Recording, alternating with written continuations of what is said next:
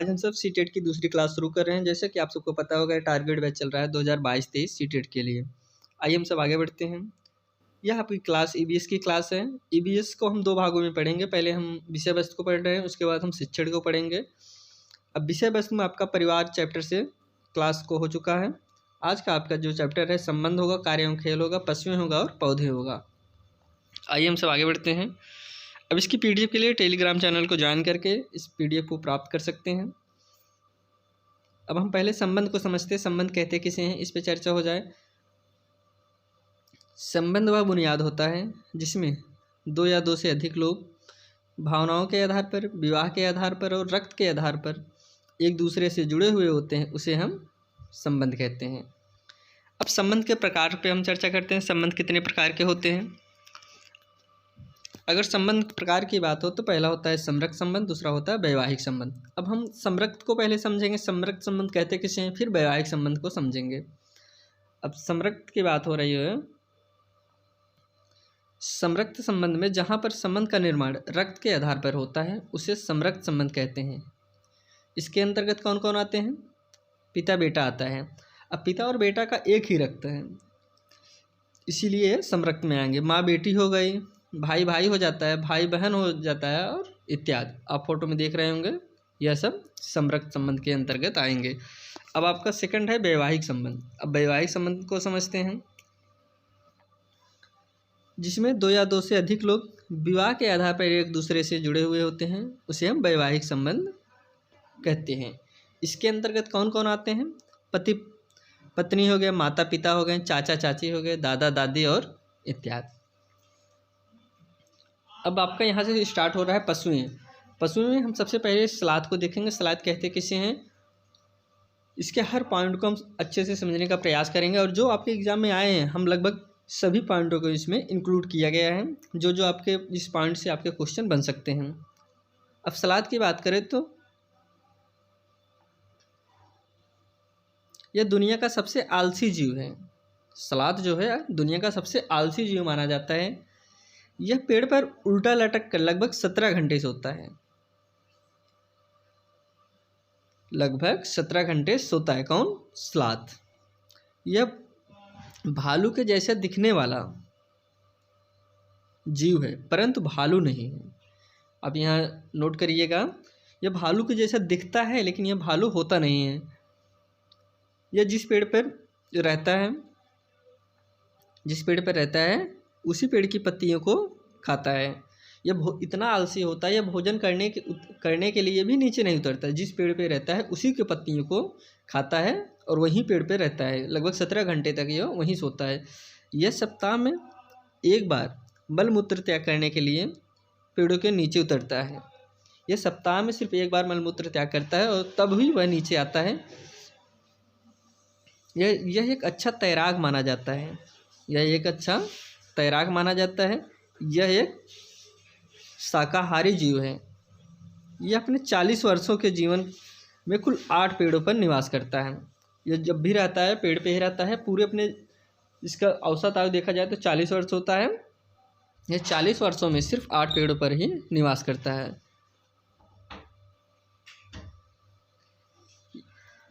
यह जो दक्षिण अमेरिका और उत्तरी अमेरिका में पाया जाता है। ऐसे कोई इससे क्वेश्चन बनते हैं कि यह सलाद कहाँ पे पाया जाता है, तो ये आपका दक्षिण अमेरिका और उत्तरी अमेरिका में पाया जाता है। आप चित्र देख रहे होंगे सलाद के। अब अगला आपका है हाथी। हाथी कहते किसे हैं, पहले हम इससे देखते हैं। हाथी भारत का राष्ट्रीय विरासत पशु है।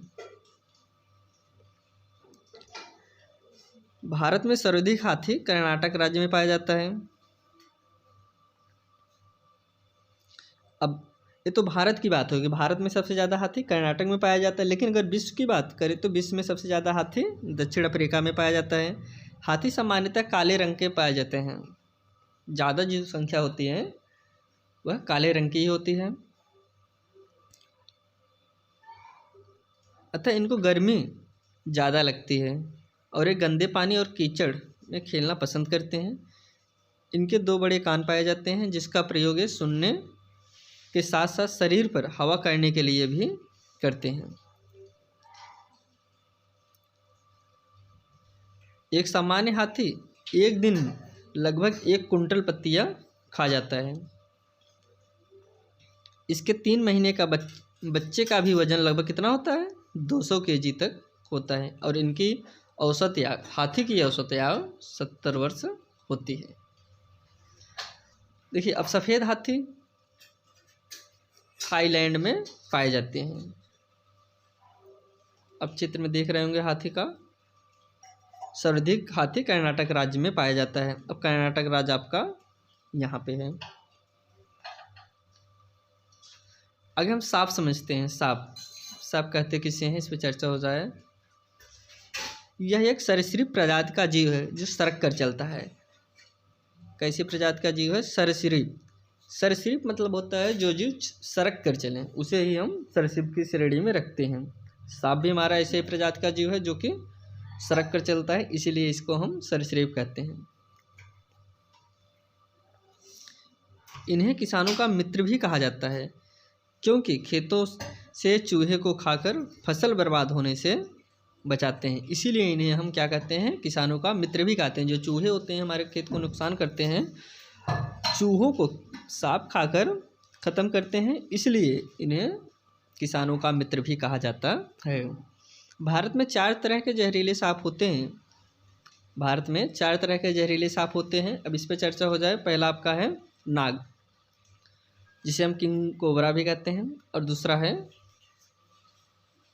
करैत, फिर है अफाये, फिर दुबैया। आप चित्र में देख रहे होंगे, आपका नाग हो गया, करैत हो गया, अफाई हो गया और दुबैया हो गया। अब देखिए, अगर नाग की बात करें, भारत का सबसे ज़्यादा जहरीला सांप अगर कोई है तो वो जो है नाग होता है। सबसे जहरीला सांप नाग होता है। नाग ही ऐसा एक सांप है जो घोंसला बना के रहता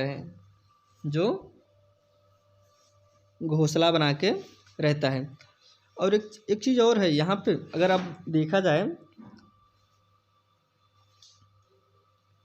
अगर सांप के जो भोजन है उसको पचाने में कौन सहायक होता है? अगर ऐसा क्वेश्चन है, सांप को पचाने में कौन सहायक है, तो सांप के भोजन को पचाने में सबसे ज़्यादा जो सहायता करता है वो है तापमान। गर्मी में सांप के भोजन जल्दी पच जाते हैं, और अगर ठंडी में बात करें तो काफ़ी दिन तक इनके भोजन नहीं पचते हैं। इसके बाद आपका करैत हो गया, फाई हो गया, दुबैया हो गया। आगे हम बढ़ते हैं, इसके बारे में और जानते हैं। नाग अपने बच्चों को पालने के लिए घोंसला की व्यवस्था करता है। वही जो आपके बताएं, नाग ही एक ऐसी प्रजाति है जो अपने बच्चों को पालने के लिए घोंसला की व्यवस्था करता है। नाग ऐसी प्रजाति है जो जन्म देने के पश्चात अपने बच्चों को खा जाती है। सांप के 2 खोखले दांत होते हैं। आप देख रहे होंगे, ये जो है सांप के 2 खोखले दांत होते हैं, जिसका प्रयोग सामने वाले तक जहर पहुंचाने के लिए करता है। इन दांतों का प्रयोग सांप जो है सिर्फ सामने वाले को जहर पहुंचाने के लिए करता है। इसका प्रयोग वो खाने के लिए नहीं करता, ये इसका प्रयोग काटने के लिए करता है। जो इसको वो काटेगा उसको उस तक जहर पहुंचाने के लिए इसका प्रयोग करता है। देखिए, सांप के 2 दांत होते हैं, परंतु वह भोजन को निगल कर खाता है। सांप के कान नहीं पाए जाते हैं। सांप के कान नहीं पाए जाते हैं। वह अपने शरीर के त्वचा पर हुए कंपन को महसूस करता है। सांप के काटने की दवा सांप के जहर से तैयार की जाती है। सांप के काटने की दवा सांप के जहर से तैयार की जाती है, जिसका नाम क्या है? इस एग्जाम में बहुत बार क्वेश्चन पूछा है। इस सांप की जहर का, सांप की जो मेडिसिन है उसका नाम क्या है? उसका नाम क्या है? सीरम है, जो सरकारी स्वास्थ्य केंद्रों पर आसानी से उपलब्ध होता है। अब सांप की औसत आयु देखा जाए तो सांप की औसत आयु 10 से 12 वर्ष तक होता है। अब जो सांप हैं हम उनके बारे में कुछ जान लेते हैं। पहला आपको करैत बताए थे। करैत, अगर करैत की विशेषता हम जानें तो इसकी जीवा जो है पतली होती है। करैत की जीवा पतली होती है और इसके काटने में पता नहीं चलता, इसको काटने पर पता नहीं चलता। और यह सर्वाधिक संख्या में आपके राजस्थान में और महाराष्ट्र में पाया जाता है करैत। अब इसके बाद आपका सेकंड है अफाई। अब अफाई की बात करें तो इसको हम रातचर के नाम से जानते हैं। यह ज़्यादा से ज़्यादा अपना शिकार रात में करता है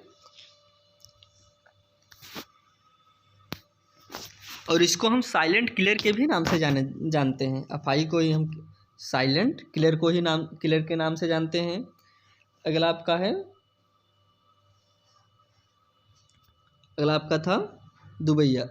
अब दुबैया की बात करें तो यह दो मुँहा सांप होता है। इसके कितने मुँह होते हैं? दो मुँहा सांप होता है। यह जो है इसके काटने से सबसे कम समय में मृत्यु होता है। सबसे जहरीला सांप आपका किंग कोबरा हो गया, जिसे हम नाग कहते हैं।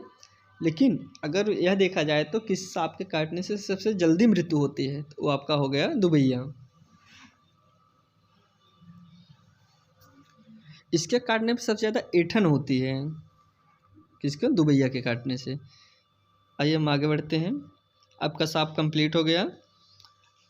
अब हम बाघ देखते हैं। बाघ कहते किसे हैं?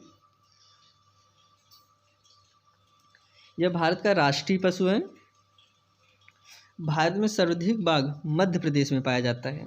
यह क्वेश्चन बहुत बार पूछा है कि भारत में सबसे ज़्यादा बाघ कहाँ पे पाया जाता है, तो इसका आंसर है मध्य प्रदेश में पाया जाता है। इसलिए मध्य प्रदेश को टाइगर स्टेट भी कहा जाता है। मध्य प्रदेश को हम सब टाइगर स्टेट के नाम से भी जानते हैं।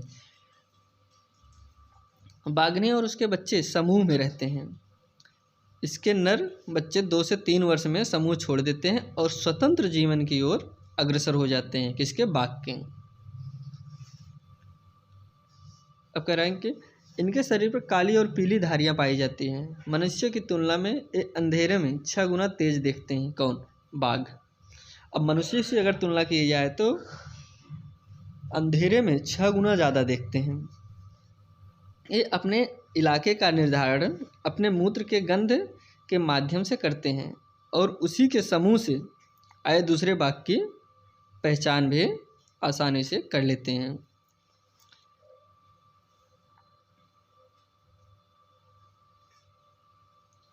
अब आगे कह रहे हैं ये अपने मूंछों की सहायता से पत्तियों में जानवर के भागने से उत्पन्न सरसराहट और हवा चलने से उत्पन्न सरसराहट में आसानी से अंतर कर लेते हैं। अब यहाँ पे कहने का मतलब है ये जो हवा चलती है उसमें अंतर, अगर कोई जानवर भाग रहा है तो उसमें अंतर ये बहुत आसानी से कर लेते हैं। उसको हम समझते हैं कैसे कर लेते हैं। और कह रहे हैं अपने मूंछों की सहायता से। आप यह देख रहे होंगे कि छोटे छोटे बाल हैं। अगर जब कोई हवा चलती है तो फिर वो सीधा इनका जो फेस है, इनकी मूंछ जो है सीधा फेस पे ही लगती है। लेकिन अगर कोई जब जानवर भागता है इनकी जो मूंछ है वो ऊपर नीचे उड़ती है, इसलिए उससे अंदाज़ा लगा लेते हैं कि यह हवा आ रही है या फिर कोई जानवर भाग रहा है। उसके हवा जो भी हवा आएगी वो सीधा इनके फेस पे वो टच करेगी, वो ऊपर नीचे नहीं उड़ेगी। लेकिन अगर जब जानवर कोई भागता है तो इनकी मूंछें जो है ऊपर नीचे होती रहती हैं। इसी से अंदाज़ा लगा लेते हैं कि ये जानवर कोई आया है या फिर कोई हवा चल रहा है। बाघ विभिन्न प्रकार की आवाज़ें निकालने में सक्षम होता है। इसकी दहाड़ 3 किलोमीटर तक आसानी से सुनाई देता है। आप यह चित्र में बाघ देख रहे होंगे।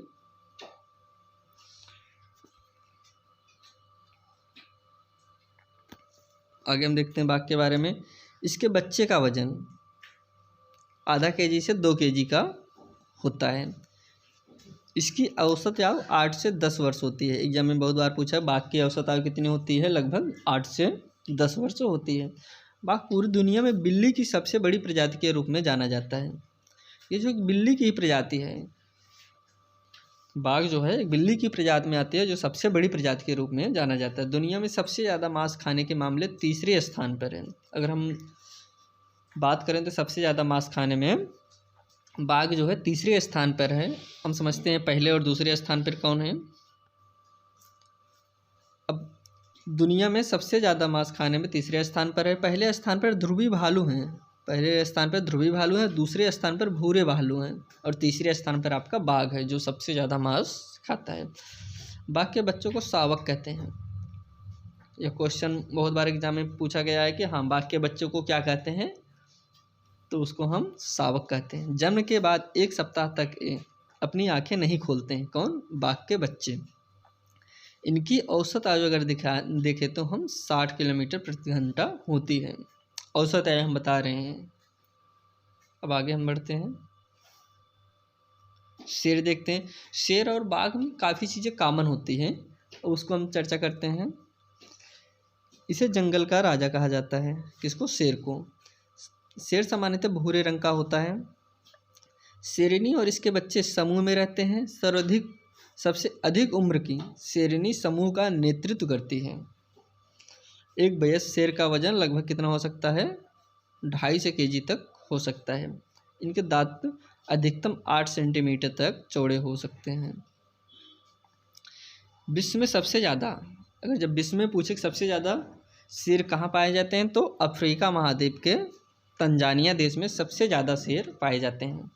एशिया में शेर का स्वर्ग किसे कहा जाता है? गुजरात स्थित गिर राष्ट्रीय उद्यान में। अब गिर राष्ट्रीय उद्यान में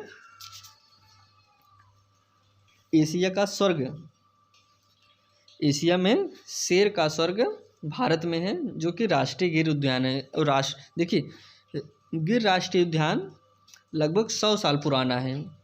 अब जितने भी उद्यान हैं हम सभी का अलग से एक वीडियो आपको दे देंगे, आप बस इसमें जो फैक्ट है उसी को जानने का प्रयास करिए। अब इनका औसत जीवन काल लगभग कितना होता है? 12 वर्ष तक होता है। 12 से 15 वर्ष तक होता है। वही इसमें कह रहे हैं, शेर हवा से पत्तों में उत्पन्न सरसराहट और किसी जानवर के भागने से उत्पन्न सरसराहट को आसानी से अंतर कर लेते हैं। जिस तरह के बाघ कर लेता है अंतर, उसी तरह शेर भी अंतर कर लेता है कि हाँ ये हवा चल रहा है कि या फिर कोई जानवर भाग रहा है।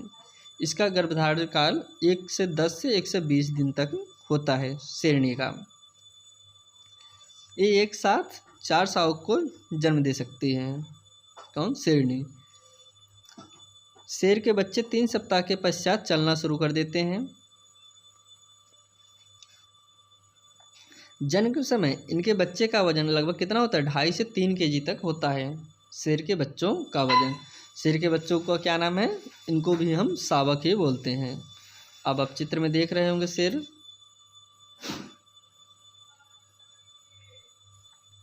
अब हम केचुआ समझते हैं। केचुआ कहते किसे हैं? क्योंकि हर एग्जाम में केचुआ से क्वेश्चन बनता ही है। इसे किसानों का मित्र कहा जाता है। किसे? केचुआ को। यह सामान्यतः 8 इंच का जीव होता है। यह मिट्टी को खाकर उसे भुरभुरा बना देता है, जिसमें O2 की मात्रा बढ़ जाती है। जब कोई मिट्टी है उसको खा के उसमें उसे भुरभुरा बना देगा तो अंदर तक एयर जाएगी, जिससे उसकी उर्वरक क्षमता बढ़ जाती है और मृदा क्या होती है? उपजाऊ हो जाती है। यहाँ चित्र में केचुआ है। अब देखिए केचुआ की अगर औसत आयु की बात करें तो केचुआ की कितनी औसत आयु होती है? इसकी जो है लगभग 8 वर्ष तक इसकी औसत आयु होती है।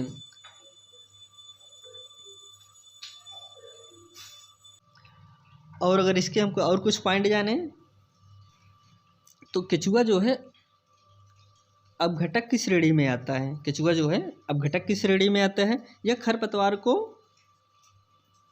नष्ट कर देता है। नष्ट करने में अपनी भूमिका को अदा करता है। कौन? केचुआ।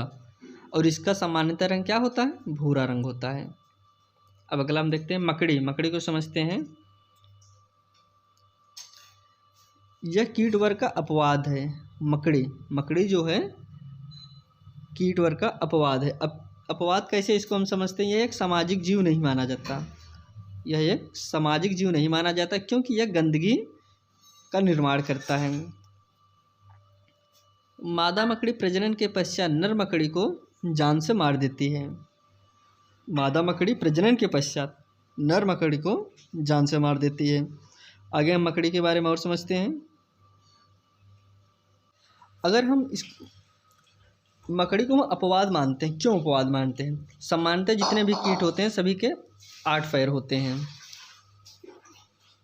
नहीं, सामान्यतः जितने भी कीट होते हैं उसके 6 पैर होते हैं, लेकिन मकड़ी को 8 पैर होते हैं, इसीलिए इसको हम अपवाद मानते हैं।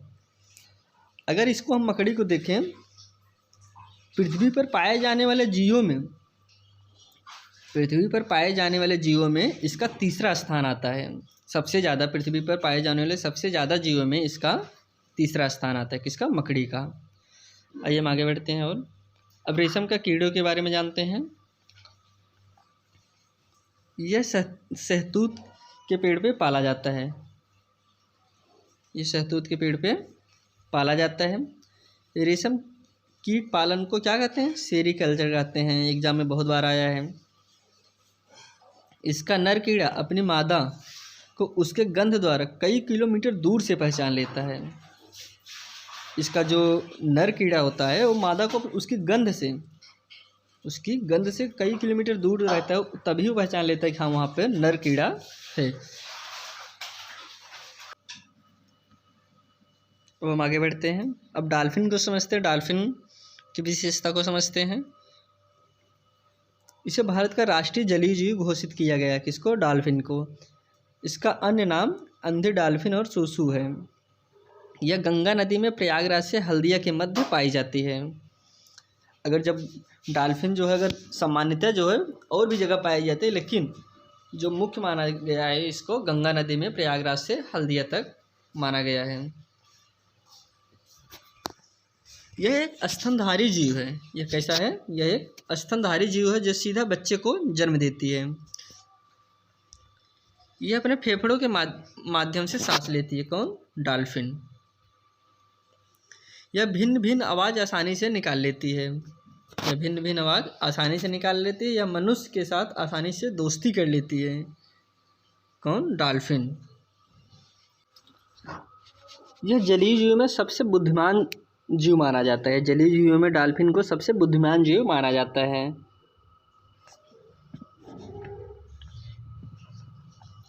आगे हम बढ़ते हैं।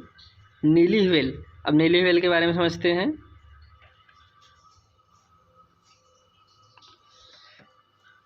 अब यह इस पृथ्वी पर पाए जाने वाली सबसे भारी जीव है। नीली व्हेल पृथ्वी पर पाए जाने वाली सबसे भारी जीव मानी जाती है। यह एक मांसाहारी और खतरनाक जीव है। यह स्तनधारी जीव है जो सीधे बच्चे को जन्म देती है। यह फेफड़ों के माध्यम से सांस लेती है। यह सर्वाधिक संख्या में प्रशांत महासागर में पाई जाती है। यह ज़्यादा से ज़्यादा इसको जो है प्रशांत महासागर में देखा जाता है। अगर इसकी जीवन औसत की आयु पे हम आयु को समझें, इसकी जीवन औसत आयु लगभग 90 वर्ष होता है। यह जो समुद्र में सबसे ज़्यादा शिकार करती है, जहाँ पर रहती है वहाँ पे सबसे ज़्यादा शिकार करती है। आइए हम आगे देखते हैं अगला। अब हम पौधे के बारे में देखते हैं। पौधे के बारे में हम पहला देखते हैं रेगिस्तान ओक। रेगिस्तान ओक कहते किसे हैं? देखिए, रेगिस्तान ओक बहुत बार एग्जाम में पूछा गया है कि यह पाया कहाँ जाता है। सबसे पहले इसको समझ लीजिए, ऑस्ट्रेलिया में पाया जाता है। रेगिस्तान ओक ऑस्ट्रेलिया में पाया जाता है। यह रेगिस्तानी इलाके में पाया जाने वाला वृक्ष है। इसकी जड़ें पानी की तलाश में लगातार नीचे की ओर जाती रहती हैं। ये रेगिस्तान में पाया जाता है तो जाहिर सी बात है ये जो है पानी की तलाश करेगा ही। ये पानी की तलाश में इसकी जड़ें इतना नीचे चली जाती हैं, लगभग 30 से 40 फीट की गहराई तक नीचे चली जाती हैं।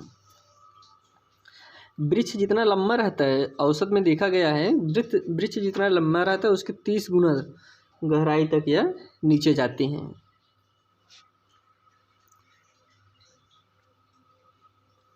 इनका तना खोखला पाया जाता है। किसका? जो रेगिस्तानी ओक है, आप फोटो में देख रहे होंगे, जिसमें जल संचित होता है।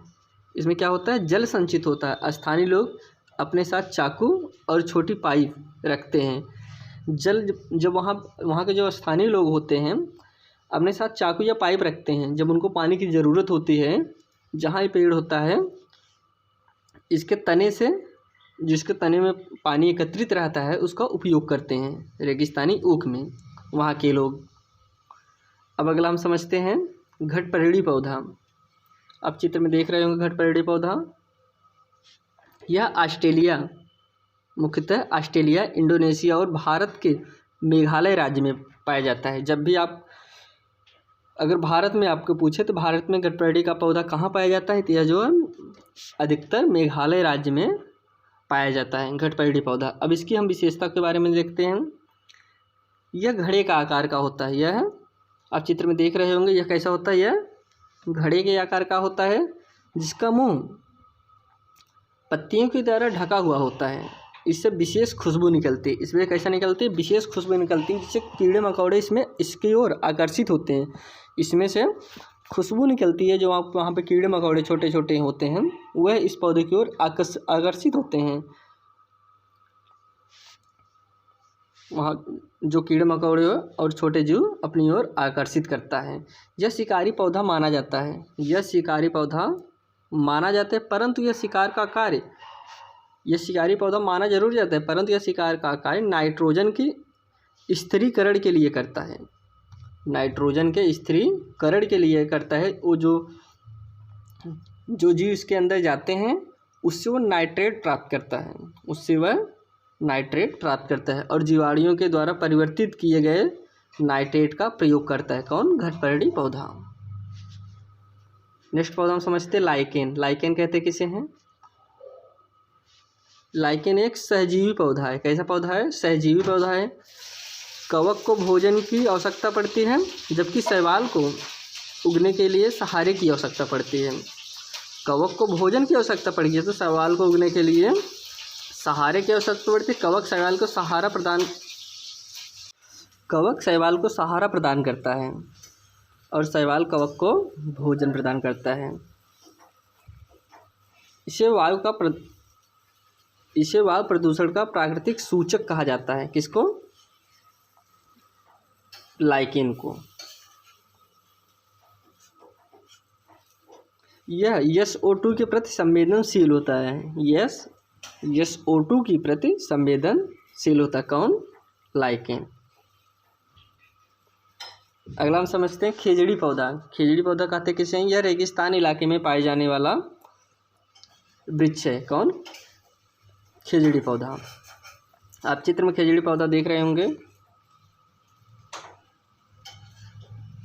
इसकी जड़ें पानी की तलाश में लगातार नीचे की ओर जाती रहती हैं।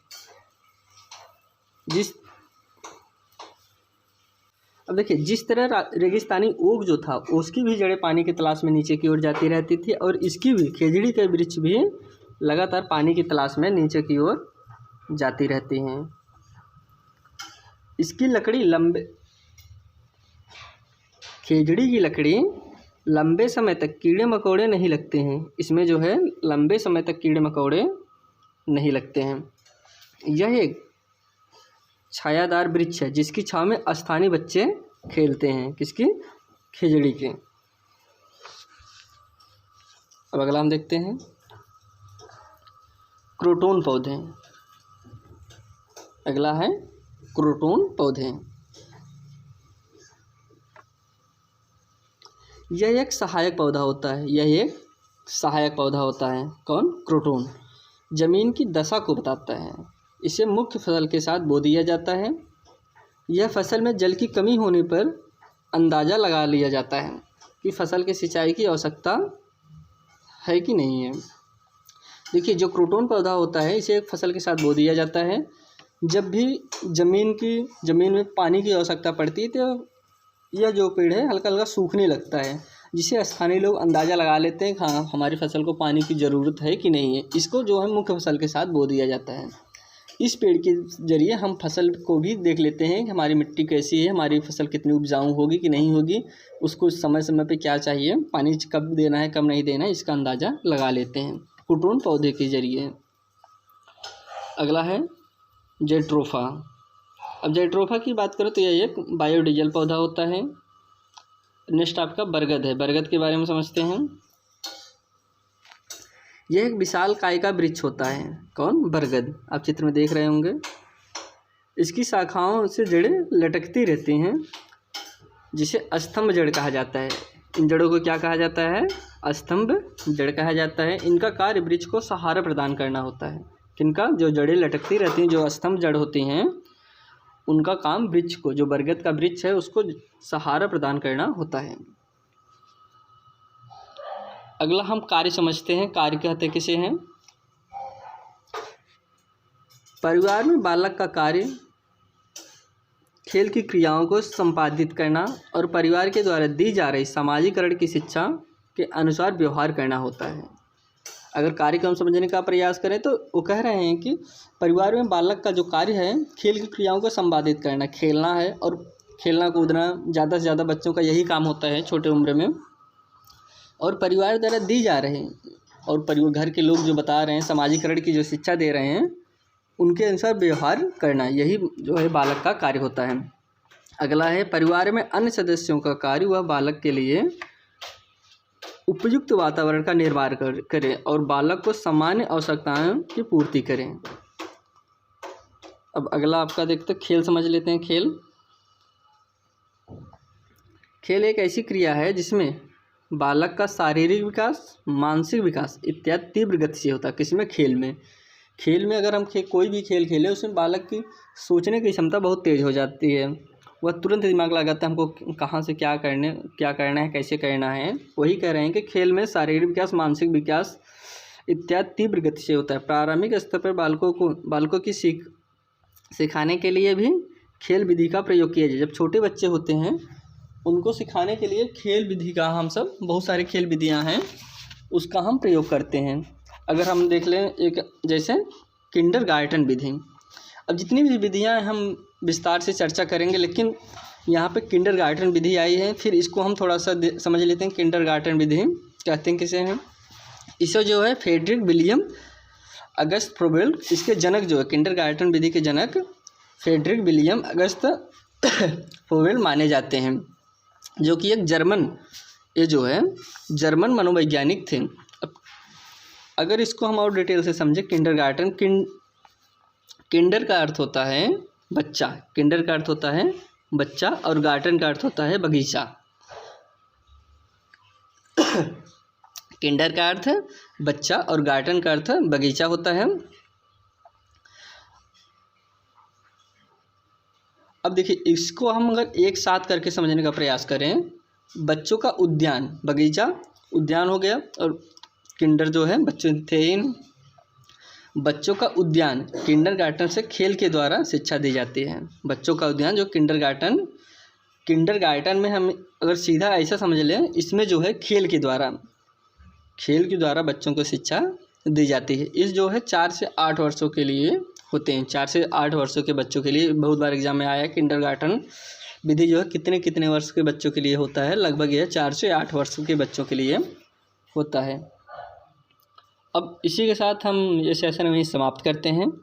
आपसे फिर मिलते हैं अगले वीडियो में। तब तक के लिए धन्यवाद।